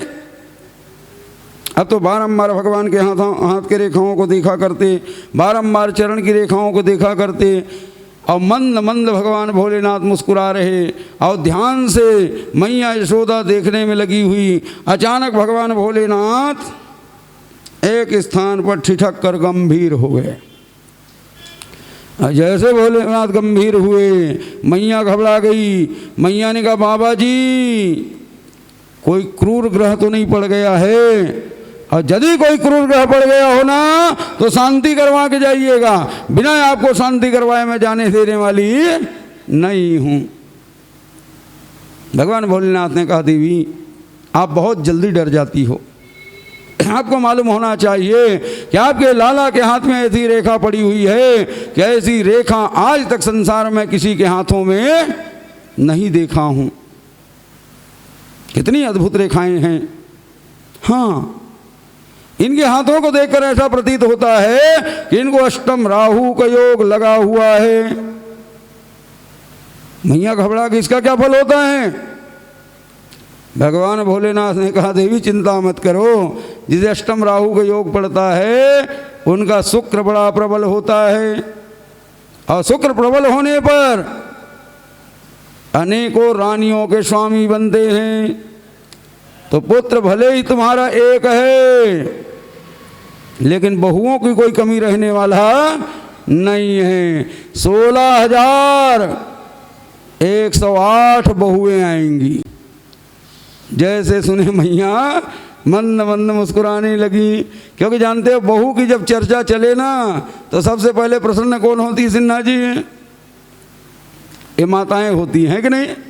जानते हो बेटा जहाँ थोड़ा सा बड़ा हुआ, बहू लाने की चिंता किसको होता है। बाप को कोई चिंता नहीं, चिंता लगता किसको है, महतारी को। बार बार कोचकते रहते हैं, वहाँ जाओ ना, वहाँ जाओ ना, बहू ढूंढ के लाओ, बहू जल्दी आनी चाहिए।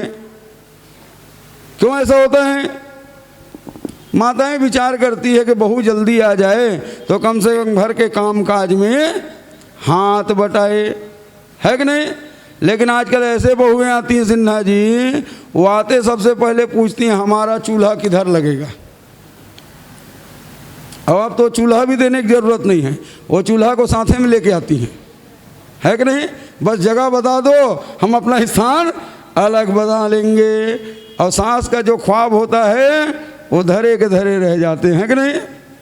लेकिन फिर भी माताओं की इच्छा होती है कि बहू शीघ्रता से आनी चाहिए। बाबा जी क्या कह रहे हो, एक एक तो बेटा है, कहाँ 16,108 बहू। भगवान ने कहा, देवी जो हाथ में है वही हम बता रहे हैं, तुम मानो चाहे ना मानो। इस प्रकार से चर्चा करते हुए भगवान भोलेनाथ वहाँ से कैलाश की ओर प्रस्थान किए। अब मैया यशोदा लाला गोद में लेकर के महल के भीतर प्रवेश कर गई। बोले भक्तवत्सल भगवान की। गर्गः पुरोहितो राजन यदो नामसो महातप ब्रजम जगामनंदस्य वसुदेव प्रणोदितम। वसुदेव द्वारा प्रेरणा प्राप्त करके, क्योंकि वसुदेव अपने मन में विचार किया कि अपने पुत्र को मैं बाबा नंद के यहाँ भेज दिया हूँ, उनका कोई संस्कार मैं किया नहीं हूँ। और नामकरण संस्कार करना किसका कार्य है, पिता का कार्य है। तो अपने पितृ कर्तव्य को पूर्ण करने के लिए वसुदेव ने प्रेरित किया अपने पुरोहित गर्गाचार्य को कि जा करके हमारे बालक का नामकरण संस्कार कर आइए। और जैसे गर्गाचार्य को आया हुआ देखे, बाबा नंद के मन में भी अचानक बालक के नामकरण संस्कार की जिज्ञासा जाग गई। हाथ जोड़ करके बोले, प्रभु यदि आपके द्वारा हमारे बच्चों का नामकरण संस्कार हो जाए तो बच्चों का जीवन धन्य हो जाए। गर्गाचार्य ने कहा, देखो मैं तुम्हारा पुरोहित नहीं हूँ, तुम्हारा पुरोहित सांडिल्य ऋषि हैं, और तुम्हें चाहिए कि अपने बालक का नामकरण संस्कार सांडिल्य ऋषि के द्वारा करवाओ। बाबा नंद ने कहा कि देखिए आपका कथन सर्वथा सत्य है, लेकिन जैसे मैं आपको देखा हूँ मेरे मन में बच्चों का नामकरण करने की जिज्ञासा आ गई है, तो मैं चाहता हूँ कि आपके द्वारा नामकरण होना चाहिए। गर्गाचार्य ने कहा कि मैं नामकरण करने के लिए तत्पर हूँ, लेकिन तुम्हें मालूम होना चाहिए कि मैं हूँ पुरोहित वसुदेव का। अरे समाचार कहीं मिल गया कंस को कि मैं बालक का नामकरण संस्कार किया हूँ, तो उनको पहले भी संदेह है कि तुम्हारा पुत्र नहीं है। अब मेरे नामकरण संस्कार करने पर उनको दृढ़ विश्वास हो जाएगा, इसलिए नामकरण तो मैं करूंगा लेकिन गुप्त रूप से, ध्यान रहे किसी को पता ना चलने पाए। बाबा नंद ने कहा, ऐसी व्यवस्था करेंगे। बाबा नंद के द्वारा भगवान श्याम सुंदर का नामकरण का तैयारी गौशाला में किया गया। क्यों किया गया? क्यों गाय सुबह गौशाला से निकल जाती हैं और दिन भर जंगल में विचरण करते रहती हैं, और जब तक गैया लौट करके ना आए कोई गौशाला की ओर आने वाले नहीं है। दिन भर खाली पड़ा रहता है कि नहीं? तो मैया यशोदा रोहिणी बोले तुम महल में ही रहो, कोई आए जाए तो उनको उधर आने मत देना, अब मैं गौशाला में जा करके बालकों का नामकरण संस्कार करवाता हूँ। बाबा नंद दोनों बालकों को अपने गोद में लिए, रोहिणी का कुमार और यशोदा के लाल, दोनों को लेकर के शांत चित्त होकर के बैठ गए। गर्गाचार्य के द्वारा स्वस्ति वाचन हुआ, और स्वस्ति वाचन करने के बाद बड़े कुमार का जन्म कुंडली का निर्माण किए। बड़े कुमार कौन हैं? रोहिणी का लाल। और रोहिणी के लाल के जन्म कुंडली निर्माण करने के बाद बोले, देखिए बाबा जी आप बुरा मत मानिएगा, ये बालक रोहिणी के गर्भ में आने से पहले अन्य गर्भ से संकर्षण के द्वारा इनको खींचा गया है, इसलिए इस बालक का एक नाम संकर्षण प्रसिद्ध होगा। रोहिणी के कुमार होने के कारण लोग इनको रोहणे भी कहेंगे। बल में इसका मुकाबला द्वापर में कोई करने वाला नहीं होगा, इसलिए इसका एक नाम बल प्रसिद्ध होगा। और सुंदरता में भी इनका द्वापर में कोई बराबरी करने वाले नहीं होंगे। बड़े सुंदर गोरे नारे हैं कि नहीं, इसलिए इसका एक नाम राम प्रसिद्ध होगा। कितने नाम रखा गया? 4 नाम, रोहिणी, संकर्षण, बल और राम। लेकिन हम लोग 2 नाम को इकट्ठा जोड़ देते हैं, तो क्या नाम पड़ गया? बोलिए बलराम भगवान की। अब छोटे कुमार की ओर ध्यान दिया, और जैसे छोटे कुमार की ओर दृष्टि गया गर्गाचार्य का, इतना अद्भुत सौंदर्य कि गर्गाचार्य ने कहा कि आया था मैं इनके नामकरण करने के लिए, लेकिन मैं स्वयं अपने नाम को भूल रहा हूँ कि मेरा क्या नाम है। कितना सुंदर बालक है। बड़ी कठिनाई से अपने आप को संभाला गर्गाचार्य, संभल करके जन्म कुंडली का निर्माण किए। और जन्म कुंडली तैयार करने के बाद गर्गाचार्य ने कहा, देखो बाबा जी, ये बालक आपके घर में जन्म लेने से पहले किसी काल में वसुदेव के यहाँ जन्म ले चुका है, इसलिए इस बालक का एक नाम वासुदेव प्रसिद्ध होगा।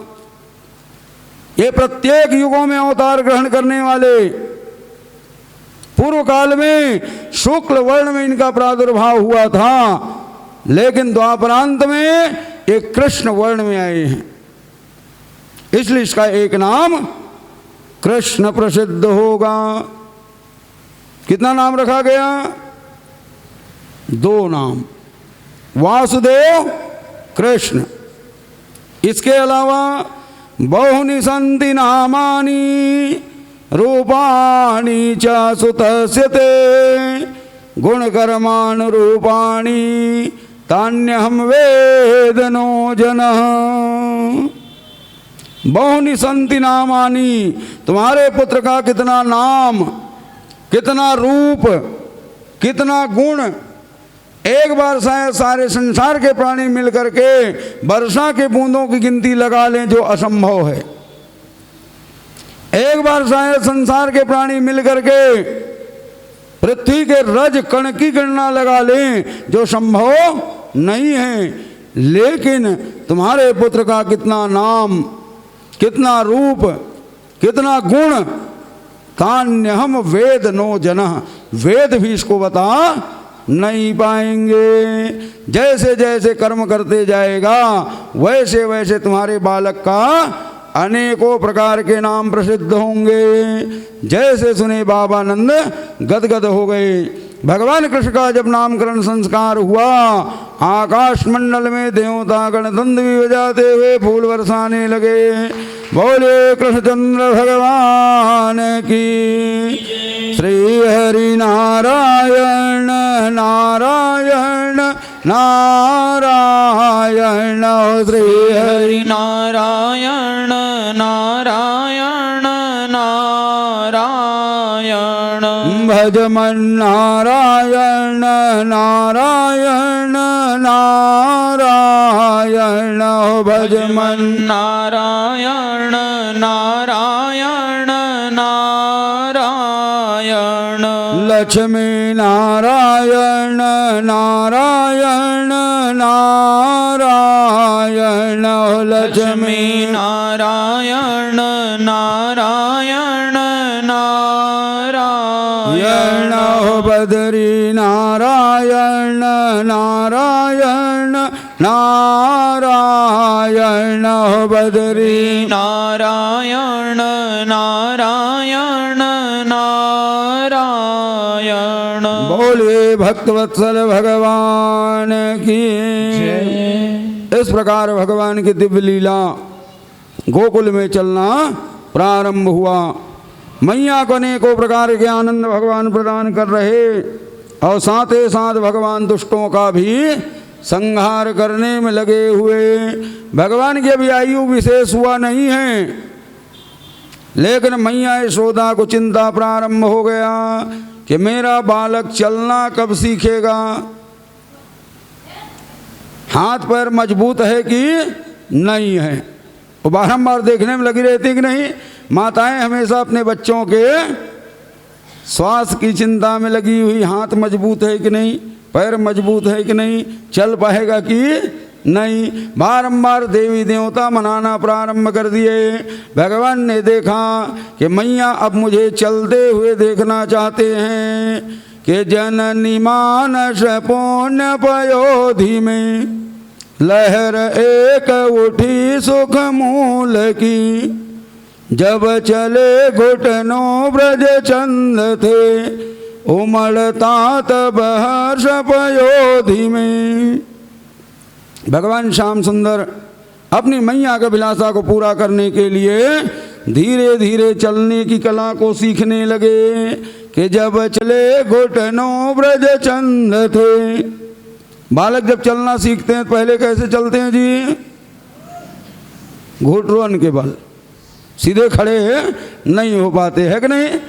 तो घुटनों के बल भगवान श्याम सुंदर चलना प्रारंभ किए। और जैसे भगवान चलने लगे तो किधर दौड़ते थे? जिधर अग्नि होता था या उधर दौड़ते थे जहाँ गड्ढे होते थे, क्योंकि बच्चों में नवीन चीज को जानने की अभिलाषा होती कि नहीं। और जैसे दौड़ते हुए आग की ओर जाते, सामने जो गोपियां पड़ जाती तत्काल उठा लेते, लाला उधर जाओगे तो जल जाओगे। और अपने हृदय से लगाते तो ऐसा आनंद का अनुभव होता मानो ब्रह्म से मिलन हो रहा हो।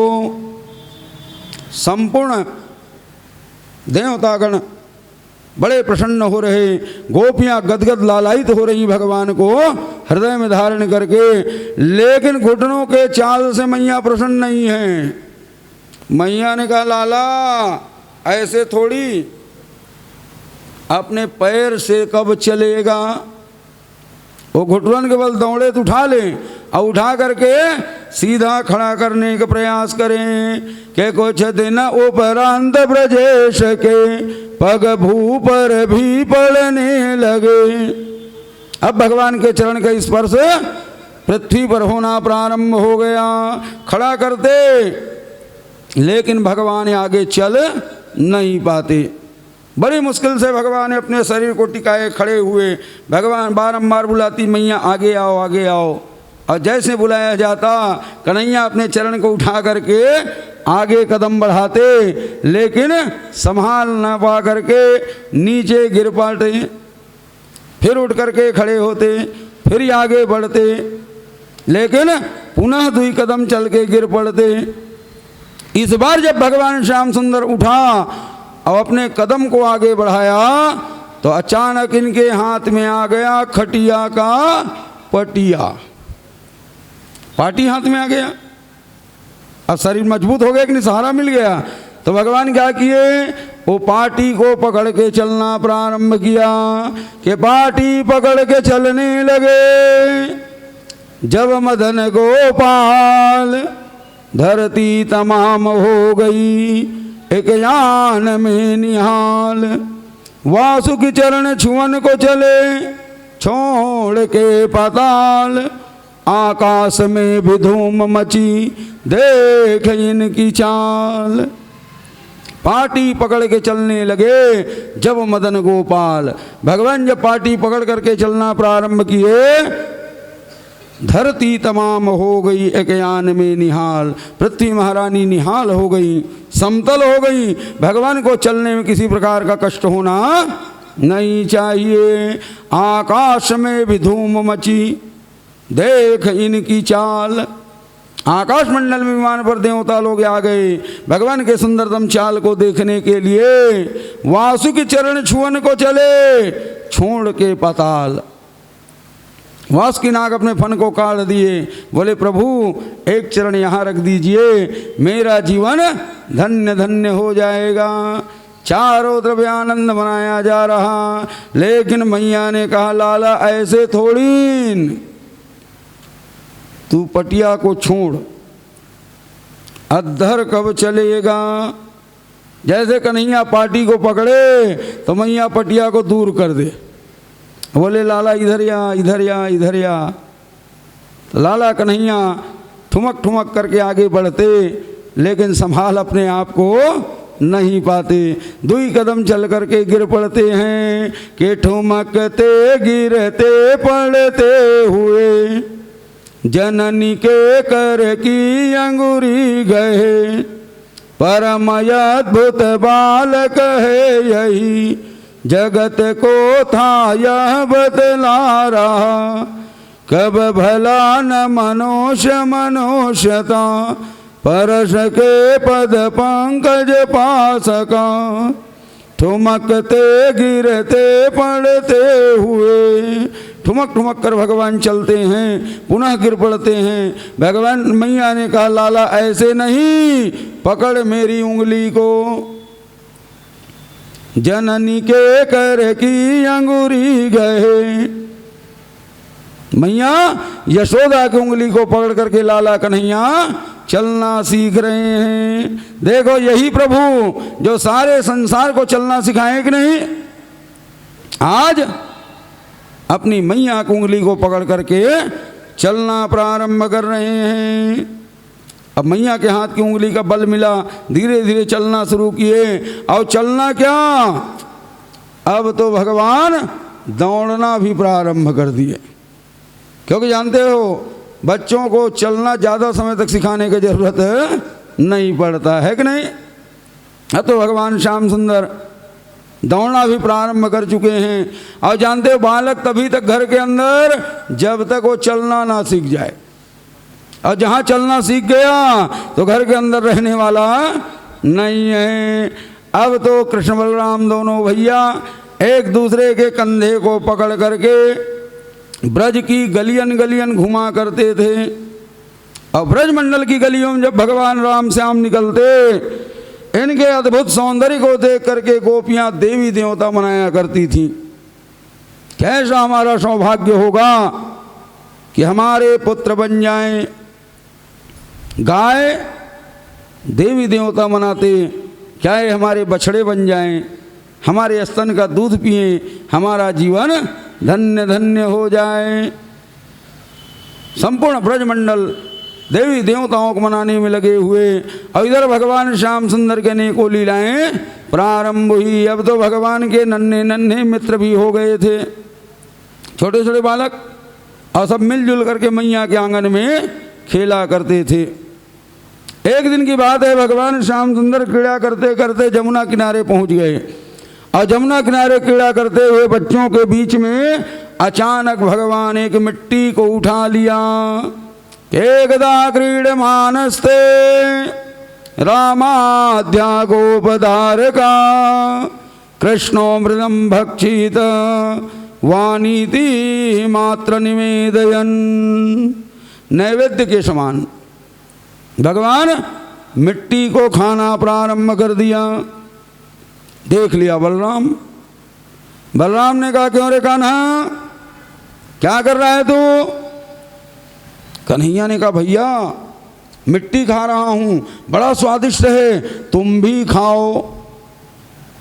दाऊ ने कहा, देखो कन्हैया, ये मिट्टी कोई खाने की वस्तु नहीं है, मैं तो खावा ही नहीं करूंगा, और तुम भी इस मिट्टी को मत खाओ, क्योंकि मिट्टी खाना अच्छी बात है नहीं है। कन्हैया ने कहा, तुमको नहीं खाना है तो मत खाओ, मैं तो खावा ही करूंगा, और एक मिट्टी को खा लिया। दाऊ ने कहा, देखो कन्हैया, मिट्टी मत खाओ, यदि कहीं तुम मिट्टी खाओगे ना तो मैं मैया को बता करके तुमको छड़ी छड़ी मार खिलाऊंगा। कन्हैया ने कहा, जा जा बता जिसको बताना है, मैं किसी से डरता नहीं हूं। दाऊ ने कहा, अरे मैं बड़ा भाई हूं, अब मेरी कुछ बात को सुनता नहीं है। तो दौड़ते हुए दाऊ पहुंचा मैया यशोदा के पास शिकायत लेकर। अरे मैया, तू मना नहीं करती है, लाला मिट्टी खाने में लगा हुआ है। पुत्र हितैषी माता जैसे सुनी लाला मिट्टी खा रहे हैं, ज़्यादा मात्रा मिट्टी खाएगा स्वास्थ्य में असर हो जाएगा। मैया यशोदा दौड़ते हुए हाथ में छड़ी लेकर पहुंच गई भगवान श्याम सुंदर के सामने कि क्यों लाला तूने खाई माटी, दूध दही तो कभी न खाते, यशोदा ले धमकावे साटी। मैया हाथ में छड़ी ली हुई, क्यों लाला, क्या तुम मिट्टी खाए है? कन्हैया ने कहा, मैया मिट्टी भी कोई खाने की वस्तु है जो मैं खाऊंगा? मैं मिट्टी नहीं खाया हूं।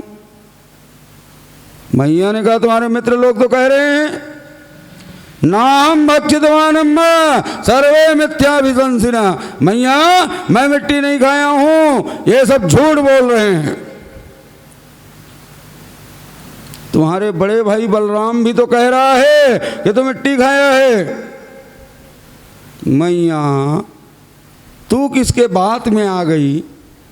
अरे तुझे मालूम होना चाहिए, ये बलराम तो जन्म का लबरा, कभी सच बोलने वाला नहीं है। जय तुमको ना विश्वास तो चाहे जमुना की कसम करा ले, चाहे दाऊ पे हाथ रखा ले, मैं मिट्टी नहीं खाया हूं। दाऊ ने कहा, मेरा कसम क्यों खाता है, मैं तो खुद देखा हूं मिट्टी खाते हुए। मैया यशोदा देख रही ध्यान से कि लाला मिट्टी खाया है। अब खाया वो गया कहीं नहीं, वो अभी भी गाल में पान सरीखे बाहर फूला हुआ है, और फिर भी क्या बोलता है, मैं मिट्टी नहीं खाया हूं। उगला हूं बेग बदन ते माटी, नाहित मारत हूं अब साटी। जल्दी उगलो, नहीं तो मैं तुमको छड़ी से मारूंगी। मैया, जब मैं मिट्टी खाया नहीं तो उगलूं किसको? मैं मिट्टी नहीं खाया हूँ। मैया ने देखा कि लाला मानने वाला नहीं है, आगे बढ़ी।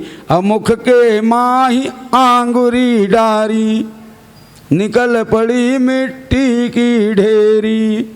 जबरदस्ती मुंह में उंगली डालना शुरू किए। कन्हैया पीछे हट गए। कन्हैया ने कहा मैया क्यों जबरदस्ती कर रही है, क्योंकि जैसे उंगली डालना शुरू किए ना, कन्हैया धीरे से मिट्टी को नीचे गिरा दिया।